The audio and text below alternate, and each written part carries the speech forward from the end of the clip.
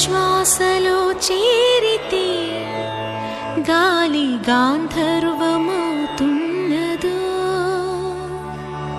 ఏ శ్వాసలో చేరితే గాలి గాంధర్వమవుతున్నదో, ఏ మోవిపై వాలితే మౌనమే మంత్రమవుతున్నదో, ఆ శ్వాసలో లీనమై ఆ మోవిపై నే మౌనమై నిన్ను చేరని మాధవా, ఏ శ్వాసలో చేరితే గాలి గాంధర్వమవుతున్నదో.